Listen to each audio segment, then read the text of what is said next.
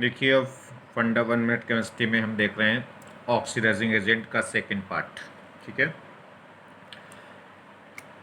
तो फंडा 1 minute chemistry में सम इम्पोर्टेंट ऑक्सीडाइजिंग एजेंट हम पढ़ रहे थे। एक लेक्चर में इसका बना चुका हूँ और उसमें दो आपको ऑक्सीडाइजिंग एजेंट पढ़ा चुका हूँ, एक तो नाइट्रिक एसिड और एक सल्फ्यूरिक एसिड। अब दूसरा देख रहे हैं क्लोरीन वाटर, मतलब थर्ड देख रहे हैं क्लोरीन वाटर।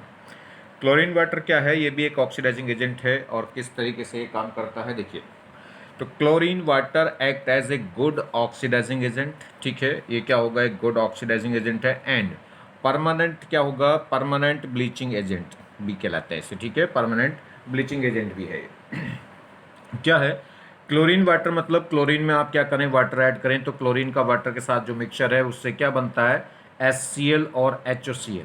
ये जो HOCl है ये फर्दर कन्वर्ट हो जाता है किसमें? HCl में, और क्या रिलीज कर देता है? ये जो ऑक्सीजन थी, नेसेंट ऑक्सीजन क्या कर देता है? रिलीज। और जहां से भी नेसेंट ऑक्सीजन रिलीज होगी तो वो कैसे होगा? एक गुड ऑक्सीडाइजिंग एजेंट की तरह काम करेगा। ठीक है, फिलहाल ये क्या है, अगर हम बात करें क्लोरीन की तो येलो ग्रीन इसका क्या है? येलो ग्रीन कलर होता है।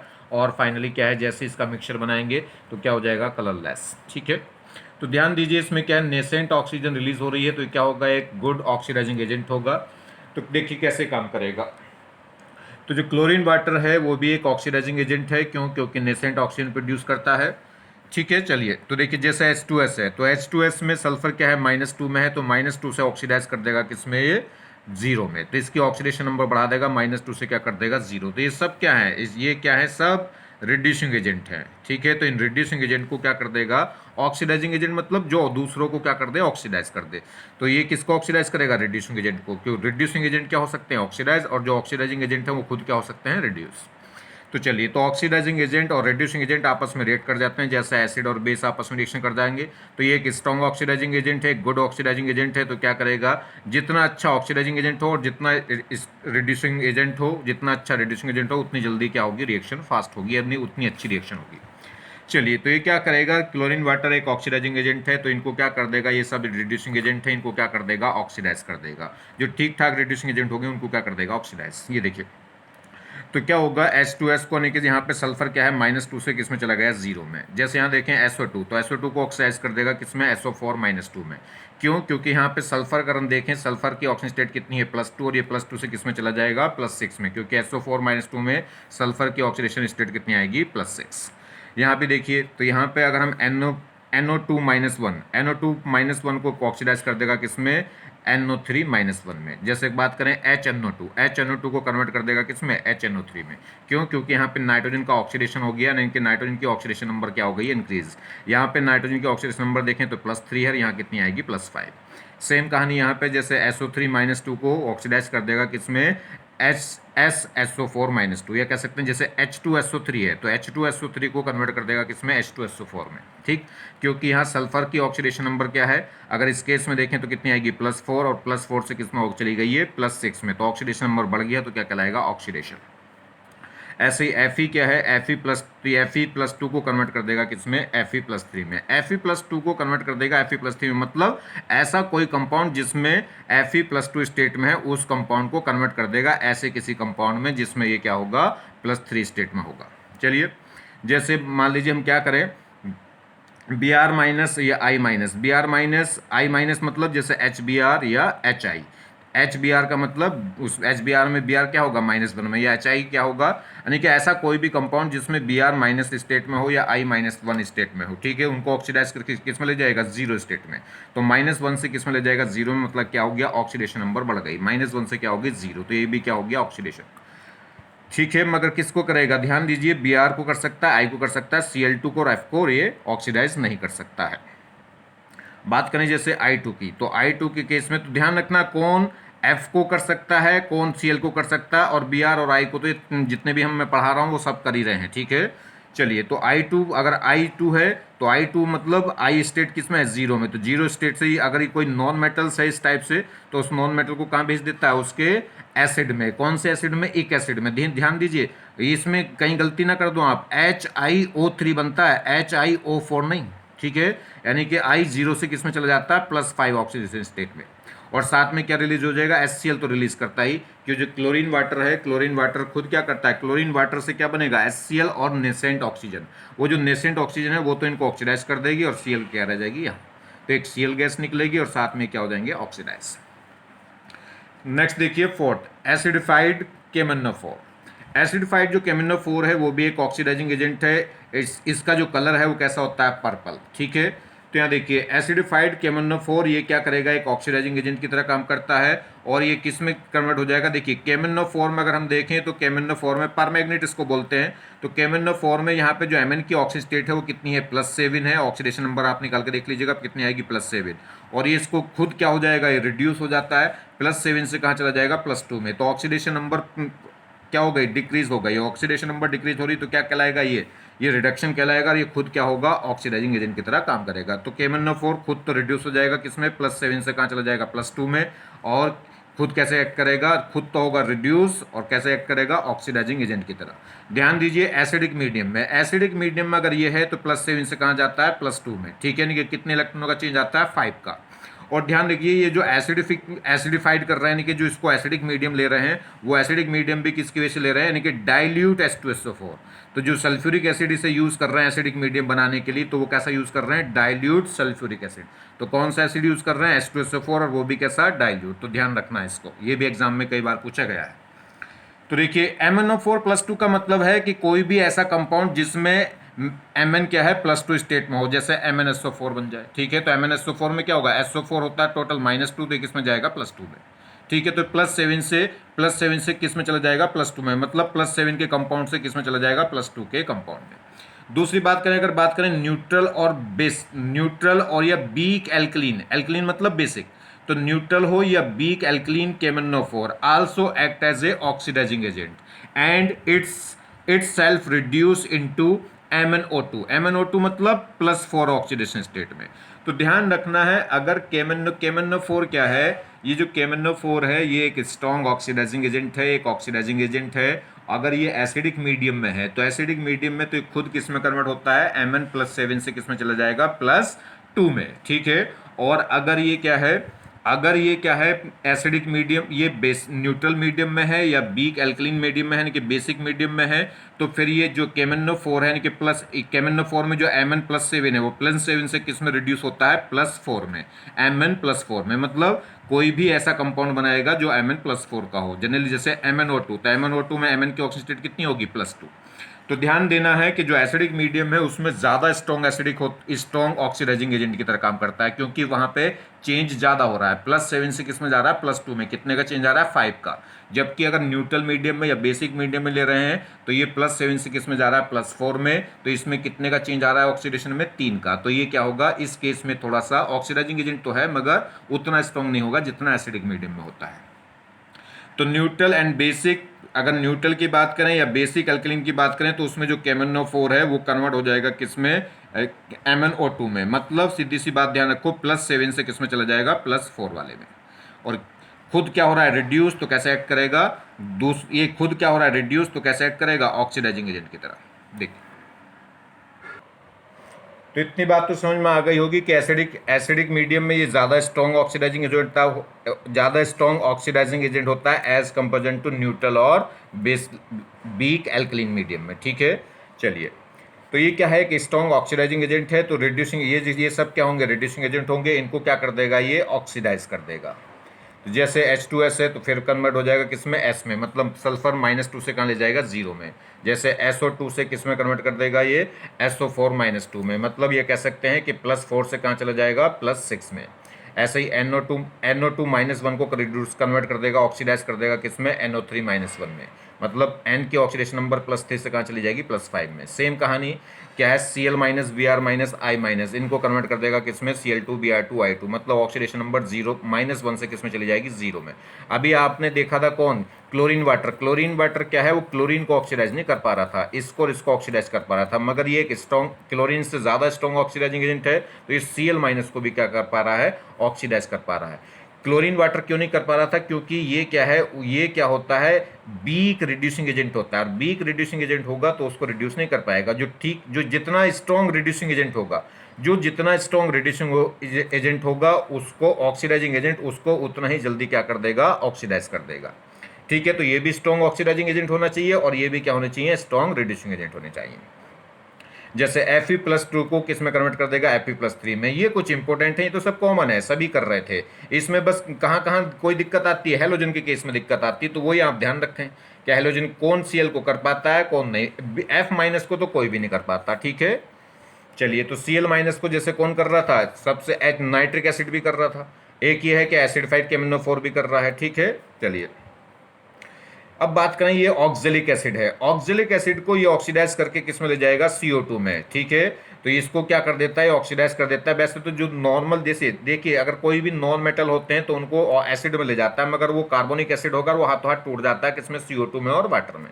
सेम कहानी, जैसे ये कार्बोक्सिलिक एसिड है कोई, तो कार्बोक्सिलिक एसिड को भी क्या कर देगा, फाइनल ऑक्सीडाइज कर देगा। हाईएस्ट पोजीशन क्या होगी कार्बन की, +4 ऑक्सीडेशन स्टेट, और +4 की स्टेट में पहुंच गया। देखिए ये वो होगा -2, और कितने ऑक्सीजन है, 2, तो -4, तो ये कितना हो गया, +4।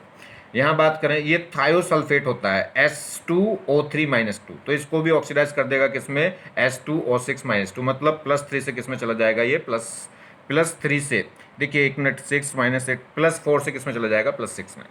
और साथ में क्या रिलीज होगा, Mn+2, मतलब कोई भी ऐसा कंपाउंड बन जाएगा जिसमें Mn की ऑक्सीजन स्टेट कितनी है, +2, जैसे MnO बन जाए। MnO में क्या है, Mn की कितनी स्टेट होगी, +2, या जैसे क्या बन जाए, MnSO4 बन जाए। वो डिपेंड करेगा किसके साथ रिएक्शन कर रहा है। चलिए, दूसरा अगर हम बात करें न्यूट्रल या वीक एल्कलीन केमिनोफोर लें, तो ये क्या होता है, ये फिर +7 से किस में जाता है, +4 में, मतलब +4 का कोई भी कंपाउंड, जैसे MnO2 बन गया, तो MnO2 में Mn की ऑक्सीजन स्टेट कितनी है, +4। एक थोड़ा सा और चेंज देखना है, ये I- को, जैसे वो स्ट्रॉन्ग ऑक्सीडाइजिंग एजेंट था, अगर ये एसिडिक मीडियम में था तो I- को कन्वर्ट कर रहा था I2 में, मगर ये जो वीक वाले हैं किसमें, न्यूट्रल मीडियम में या बेसिक मीडियम में, तो ये I- को कन्वर्ट कर रहा है किसमें, IO3- में। और ऐसी जैसे यहाँ पे क्या है, थायोसल्फेट था, तो थायोसल्फेट को ले जा रहा था S2O6-2 में, तो ये किस में ले जा रहा है, थायोसल्फेट को S2O3-2 को ले जा रहा है किसमें, SO4-2 में। और Mn+2, खुद Mn+2 को ऑक्सीडाइज कर दे रहा है किसमें, Mn+4 में। ठीक है, खुद भी Mn+4 में जाएगा, और दूसरे और Mn+2 को भी ऑक्सीडाइज कर दे रहा है किसमें, Mn+2 में। तो ये तीन चीजें थोड़ी सी, ये तीन बातें ध्यान रखनी है किसके लिए, न्यूट्रल और वीक एल्कलीन के लिए, क्योंकि I- का केस इसमें कुछ और है। अगर आप एसिडिक मीडियम में कराओगे तो I- कन्वर्ट हो जाएगा I2 में, और न्यूट्रल या वीक एल्कलीन में कराओगे तो उस केस में क्या हो जाएगा, ये IO3-1 में। जैसे DF ब्लॉक में जब हम पढ़ेंगे बैलेंसिंग इक्वेशन, तो वहां पे आपको ध्यान रखना है कि ये एसिडिक मीडियम है कि बेसिक।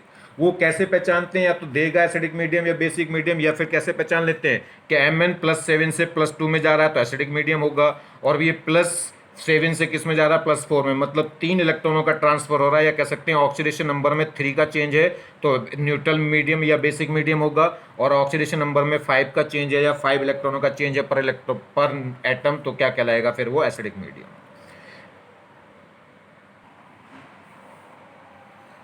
नेक्स्ट देखिए, फिफ्थ, एसिडिफाइड K2Cr2O7। K2Cr2O7 में अगर क्रोमियम की ऑक्सीडेशन स्टेट देखें तो कितनी आती है, +6।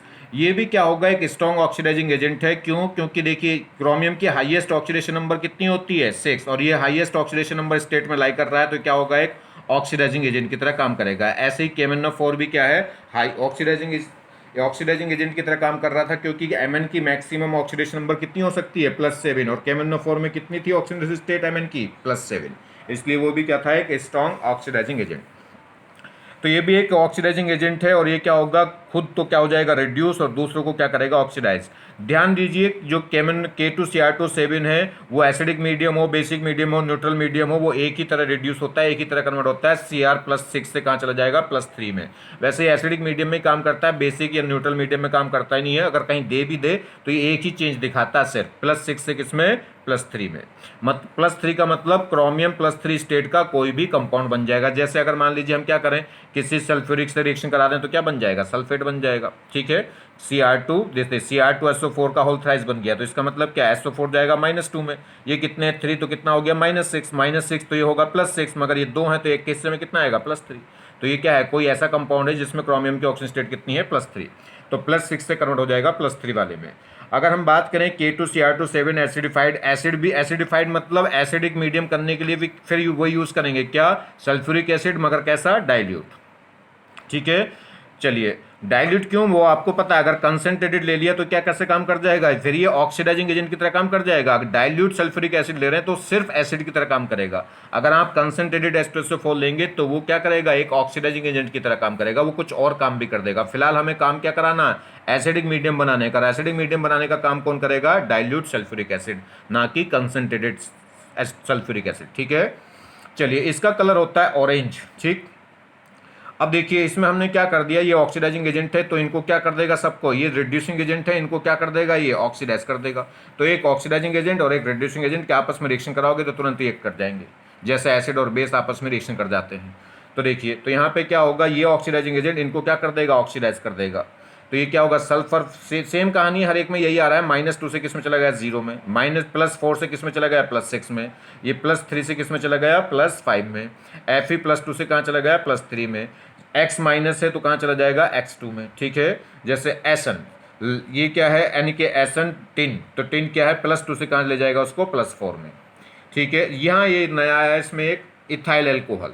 ठीक है, क्या आया ये, इथाइल एल्कोहल, ये इसमें न्यू है। इथाइल एल्कोहल को ये कन्वर्ट कर देगा, नहीं कि एल्डिहाइड, देखिए एल्डिहाइड को जब ऑक्सीडेशन करते हैं तो क्या बन जाता है, अगर एल्कोहल को ऑक्सीडेशन करेंगे तो क्या बनेगा, एल्डिहाइड कीटोन। एल्डिहाइड कीटोन को ऑक्सीडाइज करते हैं तो क्या बनता है, कार्बोक्सिलिक एसिड। कार्बोक्सिलिक एसिड का भी ऑक्सीडेशन कर देते हैं तो रिएक्शन कंप्लीट जल जाती है, यानी कि क्या बन जाता है, CO2। तो वही कहानी है, इसमें क्या करेंगे, अगर अल्कोहल को हम क्या करेंगे, अल्कोहल में K2Cr2 7 डालेंगे तो इसको क्या कर देगा, ऑक्सीडाइज कर देगा, क्या बना देगा, एल्डिहाइड। ठीक है, ध्यान दीजिए, ये क्या करेगा, ये एक टेस्ट भी होता है किसका, यानी कि ड्रिंकर ड्राइवर टेस्ट होता है। कोई भी ड्राइवर गाड़ी जो चला रहा है वो कहीं अल्कोहल पी के तो नहीं चला रहा है, तो उसके लिए टेस्ट उसका जो टेस्ट है वो यही होता है। K2Cr2 7 डाल के क्या करते हैं, यानी कि ऑक्सीडाइज करते हैं। अगर ऑक्सीडाइज करके एल्डिहाइड होगा तो उसका टेस्ट हो जाता है कि इसने दारू पी रखी है, यानी कि इसने अल्कोहल पी रखा है। ठीक है, और फाइनली ये खुद क्या होगा, ये दूसरों को तो क्या कर देगा, ऑक्सीडाइज, और खुद रिड्यूस होकर क्या बना देगा, Cr+3। देखिए एक प्रॉब्लम देखिए, कह रहा है when acidified K2Cr2 7 react with peroxide H2O2 a solution is obtained, this blue colour is due to the formation of, ये कह रहा है जब हम K2Cr2 7 को रिएक्ट कराते हैं किसके साथ, H2O2 के साथ, ठीक है, हाइड्रोजन पेरोक्साइड के साथ, तो एक जो सॉल्यूशन बनता है उस ब्लू कलर का एक सॉल्यूशन बनता है। तो कह रहा है जो ब्लू कलर है वो किसकी वजह से फॉर्म्ड होता है, यानी कि जो ब्लू कलर है वो किसकी वजह से ऑब्टेन होता है, solution is obtain, this is the blue, एक जो सॉल्यूशन ऑब्टेन होगा वो ब्लू है। तो पूछ रहा है जो ब्लू कलर है वो किसकी वजह से आता है, तो ध्यान दीजिए जो ब्लू कलर आता है वो आता है CrO5 की वजह से। ठीक है, क्योंकि इसका कलर क्या होता है, ब्लू होता है। ठीक है, और ब्लू कलर भी होता है, और इस साथ में इसकी स्ट्रक्चर मैंने आपको बताई भी है कि इसमें रेडॉक्स में बताई है, और इसमें ये भी बताया कि ये क्या होता है, पेरोक्सिल लिंकेज, क्योंकि यहाँ ऑक्सीडेशन नंबर कितनी होती है सब जगह, -1 -1 और इसकी होती है -2। इसमें 4 ऑक्सीजन क्या होते हैं, पेरोक्साइड वाले और एक ऑक्साइड वाला, और ये लिंकेज क्या होगा, ये पेरोक्साइड लिंकेज कहलाता है, ये भी क्या होगा, पेरोक्साइड लिंकेज। तो ध्यान रखें जो ब्लू कलर आता है वो किसकी वजह से आता है, CrO5 की वजह से। ओजोन की बात करें, ओजोन भी क्या है, एक स्ट्रॉन्ग ऑक्सीडाइजिंग एजेंट है। क्यों है, जब हम क्या करते हैं ओजोन को हीट करते हैं तो यहाँ से क्या बनती है, ऑक्सीजन गैस, और एक नेसेंट ऑक्सीजन रिलीज होगी, और जो भी नेसेंट ऑक्सीजन रिलीज करेगा तो वो क्या होगा, गुड ऑक्सीडाइजिंग एजेंट होगा। ठीक है, तो ये क्या करेगा, तो ये एक गुड ऑक्सीडाइजिंग एजेंट है, तो क्या करेगा, तमाम रिड्यूसिंग एजेंट को क्या कर देगा, ये ऑक्सीडाइज कर देगा। ठीक है, और एक स्ट्रॉन्ग ऑक्सीडाइजिंग एजेंट होता है, इसलिए Cl- को भी क्या कर देता है, ऑक्सीडाइज। ठीक है, Cl- को भी क्या कर देता है, ऑक्सीडाइज। Cl- को हर एक नहीं कर पा रहे थे। चलिए ये तो सब कुछ सेम है बिल्कुल। वैसे ही H2S को किस में ऑक्सीडाइज कर देगा, सल्फर में, SO2 को ऑक्सीडाइज कर देगा SO3 में, NO को ऑक्सीडाइज कर देगा NO2 में, NO2 माइनस है तो उसको ऑक्सीडाइज कर देगा NO3 माइनस में, SO3 -2 है तो उसको रिड्यूस कर देगा, ऑक्सीडाइज कर देगा किस में, SO4 -2 में, Cl- Br- I- मतलब HCl HBr HI, तो उनमें उनको ऑक्सीडाइज कर देगा किस में, Cl2 Br2 I2 में। ऑक्सीडेशन नंबर मतलब ऑक्सीडेशन कहाँ कहलाएगा, जहाँ भी ऑक्सीडेशन नंबर बढ़ जाए, जैसे यहाँ -1 से कितनी हो गई, 0 हो गई। Fe+2 को ऑक्सीडाइज कर देगा किसमें, +3 में। जैसे MnO4 -2 है, -2 का मतलब यहाँ Mn की ऑक्सीजन स्टेट कितनी आ रही होगी, +6, +6 से किस में कन्वर्ट कर देगा, +7 में, मतलब MnO4 -1, MnO4 -1, और वहाँ क्या था, -2। जैसे यहाँ पे है ये FeCN6 -4 है, तो ये ऑक्सीडाइज हो जाएगा किसमें, FeCN6 -3 में। यानी कि यहाँ पे ऑक्सीडेशन नंबर निकालूंगा Fe की तो आएगी +2, और यहाँ ऑक्सीडेशन नंबर निकालूंगा तो कितनी आएगी, +3। तो देखिए वही तो है, +2 Fe+2 कन्वर्ट हो जाएगा किसमें, Fe+3 में। मतलब ये ऐसा एलिमेंट थोड़ी दिया होगा आपको, कोई कंपाउंड दिया होगा इसका। ठीक है, समझ में आ गई बात नहीं। जैसे ये कह रहा है I2 कैसी, मॉइस्चर I2 होगी तो इसको ऑक्सीडाइज कर देगा, क्या बना देगा, अगर मॉइस्चर प्रेजेंट है तो क्या किस में ले जाएगा, एसिड में, यानी कि उसके एक एसिड बना देगा। और मैंने आपको बताया HiO3 बनेगा, HiO4 नहीं। जैसे सल्फर है, ये सब क्या है, नॉन मेटल है, नॉन मेटल है तो इनको किस में ले जाएगा, कोई भी ऑक्सीडाइजिंग एजेंट है तो वो नॉन मेटल को किस में कन्वर्ट कर देता है, उनके एक एसिड में। तो जैसे सल्फर है तो सल्फ्यूरिक एसिड में ले जाएगा। एक एसिड मतलब कोई भी oxy acid highest oxidation state का। जैसे फास्फोरस है, फास्फोरस को P लिख दो या P4 लिख दो, तो फास्फोरस को किस में कन्वर्ट कर देगा, यानी कि क्या बना देगा, इसका ऑक्सी एसिड बना देगा। और ऑक्सी एसिड भी कैसा, हाईएस्ट ऑक्सीडेशन स्टेट वाला, मतलब इक वाला, मतलब +5, क्योंकि फास्फोरस की मैक्सिमम ऑक्सीडेशन नंबर कितनी हो सकती है, +5। क्यों, क्योंकि बैलेंस इलेक्ट्रॉन कितने हैं, 5। जैसे ड्राई I2 है, ड्राई का मतलब अब इसमें क्या है, मॉइस्चर नहीं है, तो ड्राई को किस में ले जाएगा, ये I4O9, ये इंपॉर्टेंट है, अलग हो गया मतलब बाकियों से। ठीक है, तो इसमें क्या हो गया, ये एक आयनिक सॉलिड है, ये एक आयनिक सॉलिड होता है। आयनिक सॉलिड क्यों होता है, क्योंकि ये इन दो आयंस में ब्रेक होता है, किसमें, I+3 और IO3-1 के 3 पार्ट, और एक पार्ट किसका, IO3, और ये आपस में जुड़े होते हैं आयनिक बॉन्ड से। तो ये क्या होता है, एक आयनिक सॉलिड होता है। इस पे एक लेक्चर बनेगा, वो देखेंगे आप कहाँ कहाँ पे आयनिक सॉलिड बनते हैं। जैसे KOH है, KOH को भी क्या कर देगा, ये ऑक्सीडाइज बना कर देगा, और क्या हो जाएगा, KO3-। अब कहाँ ऑक्सीडेशन हो गया जी, इसमें ऑक्सीडेशन हो गया, देखिए K की ऑक्सीडेशन नंबर तो हमेशा +1 रहेगी, ये तो फर्स्ट ग्रुप का एलिमेंट है, मगर H की भी हमेशा +1 रहेगी, मगर O की बदल गई, O की यहाँ कितनी है, -2, और वहाँ ये क्या होगा, K+O3 पे क्या होगा, -1, यानी कि एक O के हिस्से में कितना आएगा, -1/3। यहाँ एक O के हिस्से में है -2, और वहाँ कितना आ रहा, -1/3। तो ये क्या हो गया, ऑक्सीडेशन हो गया। ऑक्सीडेशन नंबर -2 से बढ़ के क्या हो गई, -1/3 हो गई, या कह सकते हैं O3- बन रहा है। ठीक है, ये पूरा आयन क्या बन रहा है इसमें, O3-1, क्या बोलते हैं इसे, ओजोनाइड। ऑक्सीजन की ऑक्सीडेशन नंबर -2 हो तो क्या बोलते हैं, ऑक्साइड। -1 आ जाए तो क्या बोलते हैं, परऑक्साइड। -1/2 आ जाए तो क्या बोलते हैं, सुपर ऑक्साइड। और -1/3 आ जाए तो क्या बोलते हैं उसे, ओजोनाइड। और ये O3- है, और ये क्या होता है, पैरामैग्नेटिक, क्योंकि ऑड इलेक्ट्रॉन स्पेसीज है, और ऑड इलेक्ट्रॉन स्पेसीज है तो हमेशा क्या होगा, पैरामैग्नेटिक। नेक्स्ट देखिए, जैसे पीबीएस क्या होता है, एक ब्लैक कलर का प्रेसिपिटेट होता है, तो इसको भी क्या कर देगा, ये ऑक्सीडाइज कर देगा, और किस में हो जाएगा, PbSO4 में। ये इंपॉर्टेंट है क्योंकि हर एक सब्सटेंस पीबी को ऑक्सीडाइज नहीं कर पा रहा था, क्योंकि पीबी क्या है, पीबी के बारे में मैंने आपको बताया था, पीबी एक ऐसा मेटल है जिसका रिडक्शन पोटेंशियल, जिसका स्टैंडर्ड रिडक्शन पोटेंशियल नेगेटिव है, मगर ये कैसे बिहेव कर रहा था, एक पॉजिटिव स्टैंडर्ड रिडक्शन पोटेंशियल की तरह बिहेव कर रहा था, मतलब एक जल्दी से ऑक्सीडाइज नहीं हो रहा था। तो इसका ब्लैक कलर के प्रेसिपिटेट होते हैं, और ये ऑक्सीडाइज होकर क्या बन जाएगा, PbSO4, मतलब जो कलरलेस हो जाएगा, यानी कि जो ब्लैक कलर था वो क्या हो जाएगा, रिड्यूस हो जाएगा। जैसे ये Hg क्या है, इसको ऑक्सीडाइज कर देगा, ये किसमें, Hg2O में, मतलब यहाँ पे मरकरी किसमें है, 0 ऑक्सीजन स्टेट में, और यहाँ किसमें आ जाएगी, +1 में। देखिए O जाएगा -2, और ये कितने हैं, ये -2 तो हो जाएगा +2, मगर ये मरकरी 2 है तो कितना आएगा, +1 में। और ये टेस्ट भी होता है किसका, ओजोन का, यानी कि ट्रेलिंग ऑफ द मरकरी, तो इसे क्या बोलते हैं, trailing mercury plus test of ozone. Ozone layer का टेस्ट होता है इससे। ठीक है, जैसे ग्लास में ओजोन की बताएंगे इसके कभी, जब डिटेल में कभी ओजोन पढ़ाएंगे ना, तब उसके बारे में बताएंगे, इस टेस्ट के बारे में आपको। और कुछ बातें हैं, जरा देख लीजिए थोड़ी सी। ये कह रहा है O2 and H2O2 are used to remove black stain of the old painting. जो ओल्ड पेंटिंग है उन पे ब्लैक कलर के जो धब्बे पड़ जाते हैं, उनको रिमूव करने के लिए यूज होता है कौन, O2 एंड H2O2। ठीक है, क्यों यूज होता है, देखिए कैसे बनते हैं वो धब्बे। तो ये कह रहा है जो पीबी है, लेड, पीबी इन पेंट, जो लेड है वो किस में, पेंट में ऑलरेडी प्रेजेंट होता है, और जो H2S है वो किस में होता है, एयर में। ये दोनों मिलके ये दोनों मिलके क्या बना लेते हैं, पीबीएस ब्लैक, ठीक है, पीबीएस ब्लैक बना लेते हैं। ये O3 होगा, O2 नहीं, ओजोन, ओजोन एंड H2O2, ठीक है। तो देखिए, तो ये पीबीएस ब्लॉक क्या बन गया, ब्लैक कलर के स्पॉट बन गए। अब इस ब्लैक कलर को कलरलेस कौन कर देगा, ओजोन। अगर ओजोन डाल देंगे किसकी प्रेजेंस में, H2O2 की प्रेजेंस में, तो ओजोन एक ऑक्सीडाइजिंग एजेंट है, वो इसको क्या कर देगा, ऑक्सीडाइज कर देगा। मतलब पीबीएस से क्या बना देगा इसे, PbSO4, ठीक है।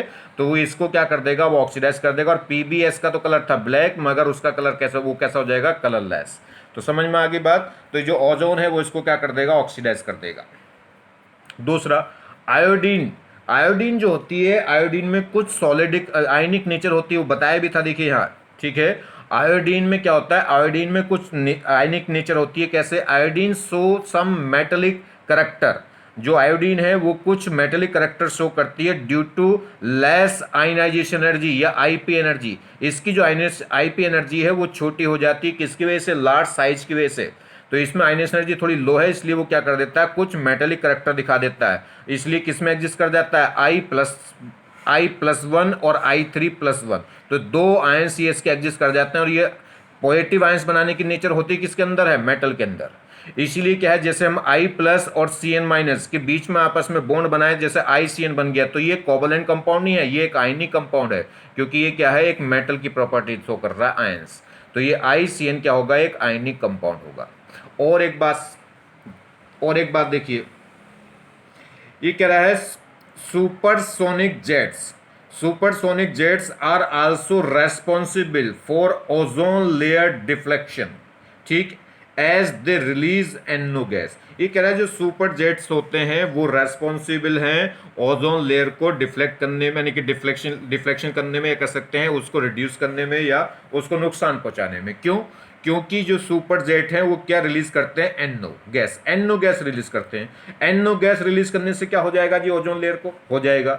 जैसी एनओ गैस आएगी तो एनओ गैस से तुरंत ओजोन क्या कर लेगा, रिएक्शन कर लेगा। और रिएक्शन करके क्या होता है, ओजोन क्या करेगा, एनओ को ऑक्सीडाइज कर देता है, किसमें, NO2 में, और खुद किसमें रिड्यूस हो जाएगा, O2 में, ठीक है। ओजोन क्या है, देखिए, ओजोन क्या होता है, ओजोन एक ऑक्सीडाइजिंग एजेंट है, इन्हें रिड्यूसिंग एजेंट को क्या कर देगा, ऑक्सीडाइज, और खुद रिड्यूस होकर क्या बना देता है, O2। तो ये क्या करेगा, तो ओजोन, जैसे ही ओजोन जितनी ज्यादा NO आएगी उतना ज्यादा ओजोन क्या करेगा, NO से रिएक्शन करेगा, और उतना ओजोन क्या होता जाएगा, कम होता जाएगा। तो इसलिए क्या कर रहे हैं, जो सुपर जेट होते हैं ये भी क्या करेंगे, ओजोन लेयर को क्या कर रहे हैं, धीरे धीरे नुकसान पहुंचा रहे हैं। समझ में आ गई क्यों। अब एक बात समझिए, देखिए, ये मैंने आपको जो है ऑक्सीडाइजिंग एजेंट बताए, ये बहुत सारे, इन पे मैंने आपको दो छोटे छोटे से लेक्चर बनाए हैं, मगर ध्यान रखिए इस पे वो हजारों क्वेश्चन बना सकता है, हजारों क्वेश्चन बना सकता है एग्जामिनर। ये आपको क्या है, ये थोड़ा सा बोरिंग भी लगा होगा, कहीं पे अच्छा भी लगा होगा, मगर इसकी कुछ एप्लीकेशन डालेंगे समझ में आएगा कैसे। तो ध्यान रखना बहुत, देखिए, जो ऑक्सीडाइजिंग एजेंट हैं वो जनरली सभी को क्या कर रहे हैं, ऑलमोस्ट इसमें क्या है, 90% रिएक्शन सभी की सेम है, बस 10% है हर एक पे। एक बार बीट लेक्चर को दोबारा देखें और उनको इंडिकेट करते जाएं कि कौन सी चीज़ इस केस में ओजोन के केस में नहीं है, कौन सी चीज़ नाइट्रिक एसिड के केस में नहीं है, और कौन सी चीज़ सल्फ्यूरिक एसिड के केस में नहीं है, ठीक है। तो थोड़ा सा इन्हें क्या है, इनको निगाह में रखिए और थोड़ा लिख कर रखिए। पूरी आप एक सिंपल एक ही चार्ट बनाओ, ऊपर लिख दो nitric acid, sulphuric acid, ozone, chlorine water, K2Cr27, K2Cr, K1O4, ये सारे लिख लो, पांचों के पांच, छः के छः, ठीक है। और नीचे सब ऐसे लिख लो एक साइड में, H2S, H2S, SO2, NO, NO2 minus, Cl minus, Br minus, I minus, ठीक है। इस टाइप से लिख लो सारे के सारे। अब देख लो कौन सा किसको रिड्यूस करता है, कौन किसको रिड्यूस नहीं करता, जो जहाँ पे स्पेशल है उस पर इंडिकेट कर लो और नाम लिख लो उसका, ठीक है। इस तरीके से आप एक ही चार्ट बनाए इसका, ठीक है। और चार्ट भी बनाने की जरूरत नहीं, दो बार लेक्चर को देखो, दिमाग में बात रखो और बस लिख लो वो 2-3 पॉइंट। जो मान लीजिए ऐसे पॉइंट लिख लीजिए कि जो क्या है, नाइट्रिक एसिड करता है, सल्फ्यूरिक एसिड नहीं करता, क्लोरीन वाटर नहीं करता, बस, और क्या है।